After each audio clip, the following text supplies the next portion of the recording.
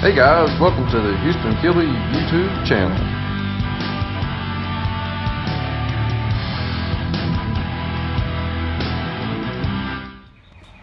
Alrighty guys, it's time to work on this Scrambler Jeep. We got the coffee ready and we got the ZZ top on, so let's get after it, boys. Alrighty guys, welcome back. In this episode we are going to be working on the roll cage and inside the driver's compartment areas. You guys, let's get after it and let's go over some information here.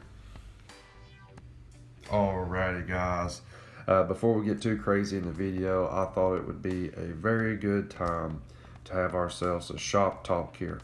And I know we got ourselves a very crude drawing, and you guys have been seeing a very nice CAD 3D drawing in our videos for the Jeep, but I thought it was a good time to explain some situations here we had going on. So as you see, we've got our main hoop drawn out here, and there's multiple bends in this main hoop. Now, I know a lot of times most chassis that's out there and even most kits that you buy, there's only two 90s in the main hoop and it's straight up and down. Now you ask yourselves, why did we put all these extra bends in here? Well, for two reasons. One, we wanted to have the maximum amount of room inside the driver compartment as possible. And two, these bends down here at the bottom, you can see we've got our pads here. Well, you guys saw in the last video, we created these outriggers right here that mounts to all of the body connections inside the Jeep. Well, those body connections is going to have the roll cage connected to all those points at some way or another, okay? So, once you figure out your height and figure out where everything needs to go at, you need to figure out your connection points. So, we didn't want our connection point way over here on the end. I know when sometimes on a pad, you may have to do that, but in this situation, we wanted to have it as clean as possible. This is an area that's viewed a lot. As soon as you open the door, your eyes go right here at the bottom of the seat or at the back of the seat, and you're going to see this area. So we want to have everything nice and neat and in the center. So now that we've got this information, now we know the shape of main hoop here.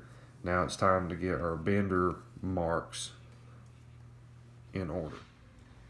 Okay guys, we got ourselves a test bend right here, and again, what I like to use a test bend for is figuring out how much material it's going to take to make a 90. Now a 90 is a really good tool to have, just a spare one sitting underneath your bender, so you know how much material and where your bender marks are going to come out at, okay? Bender marks. This is the clamp that goes in our bender, and there's our mark right there for that. So this goes right in here, and then each one of these holes stands for what the radius of big die is in here. So that's that big aluminum die right there, okay? So that helps us get our bender marks, and then we can transfer that on our tubing, and then we can bend everything on out. Just for fun here, I wanted to show something. This is what happens when a bender isn't set up correctly. Both of these pieces of tubulins are 1 5/8 chrome moly, same size thickness, but where we use a mandrel bender, that keeps that from happening. And a mandrel bender is where you've got a plug that goes up inside the piece of tubing there. But anyways, we're gonna keep on rocking and rolling here.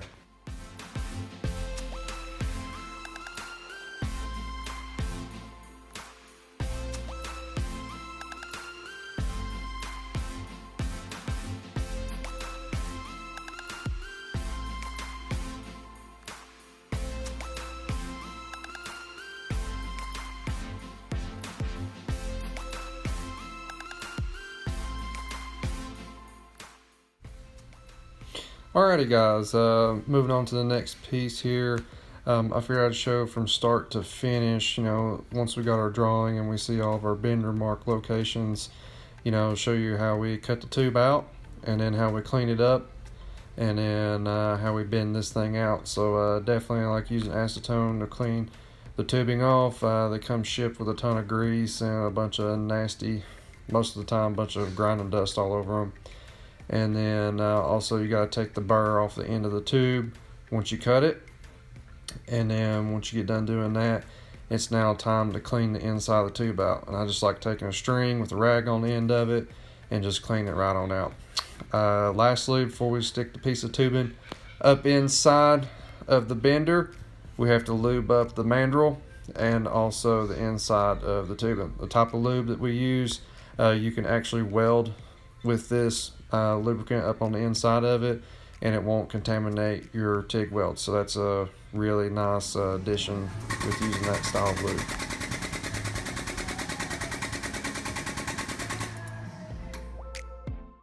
Very nice bend, very nice. Okay, now at this point in time, it's time to do a rolling offset, and that's why I've got that piece of plate on there so I can roll it over at a 90 and then set the degree finder up there on there. And right now we are pushing the mandrel back inside the tube, and once it's set, and you can see there's a mandrel going up inside the piece of tubing, and now let's do some bending.